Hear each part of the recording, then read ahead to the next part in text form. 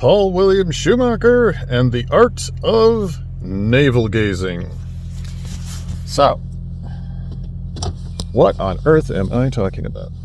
Naval gazing is something that I do in my stories that serves multiple functions. The first thing it does, in the context of a book, is it allows you to know what on earth is going on inside the head of your character. It's a fantastic way to get inside the head of a character, to get inside their personality, to figure out how their thought process works. Something that happens in various pieces of media that is never a good thing is the audience will ask the question, how in the heck did the character come to that conclusion? There is a type of bad writing where a character simply moves from bullet point to bullet point as if, well, it basically lets you see the hand of the author. The character goes there because that's what the story says. The character does this thing because the story would be crap without it. And it does not make you feel like you are reading a book or listening to a story about a person. It sounds kind of like a spreadsheet that's slightly more interesting.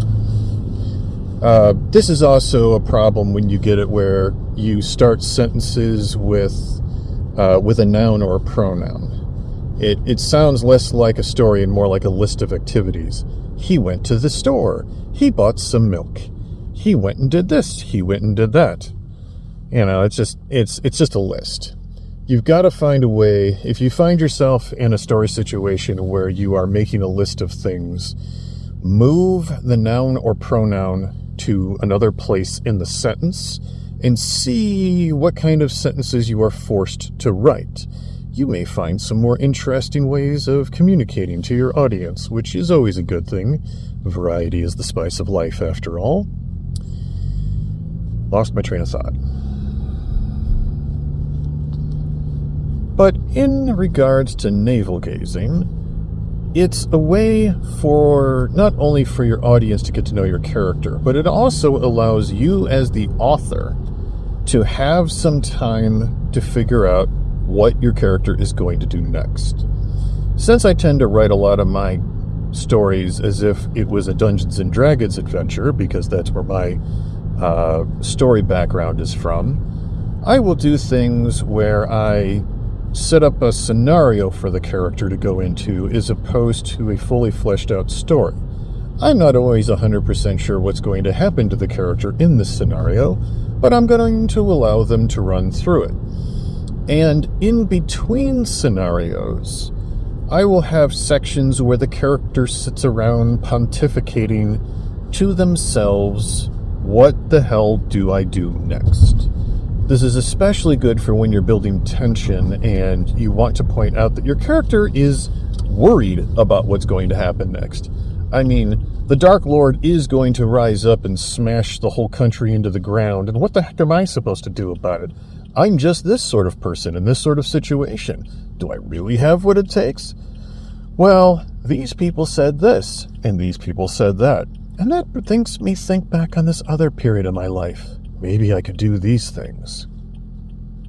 Watching the character go through the process of figuring out what they are going to do next, it helps the audience, it helps the author.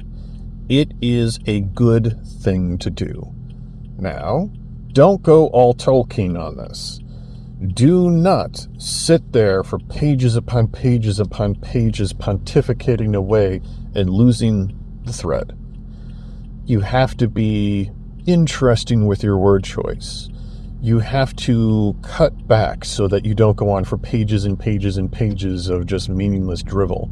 If you really do have that much stuff going on, you may need to go back to an earlier part of your book to seed certain ideas. This is a thing that I've done on my edits, where I have a section where the character is trying to unravel where they're going to go next in the story, mostly because I, as the author, also needed to do such a thing because I didn't have that part of the story figured out yet. And in doing so, I go on for like 5 or 6 or 7 or 8 pages, and I'm like, ooh, that's not good. That's a lot. But in doing so, I have figured out what's going to happen next in the story. This allows me to take pieces of that monstrous part where I had the character, agonizing about what they were going to do next, and I can take pieces of it, go back to an earlier part of the story, and I can foreshadow. I can have a character mention something useful for this part of the story. I can have them find a clue that makes them actually think in this direction. So if the question of how in the heck did the character think that was a thing that they should do, well, go back to an earlier part of the story and give them something. Just because I read it like a Dungeons & Dragons adventure does not mean I have to treat it like a Dungeons & Dragons adventure. Going back and tightening up your dialogue, making your sentence structure a little bit cooler, making it so that, it would have been really useful if back on chapter 3 had the character found this one piece of equipment that now they can use. Awesome. Go back and see that piece of equipment, have a character hand them something, have them go to the store and buy something. Do not neglect your characters. Do not neglect their motivations.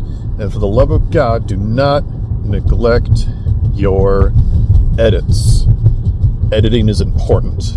It is the thing that will turn a decent book into a good book. And a good book, well, into a professional book. And at the end of the day, if you want to be a professional writer, you have to do professional things. You have to edit, you have to take care, and, well, you need to give a damn about your work.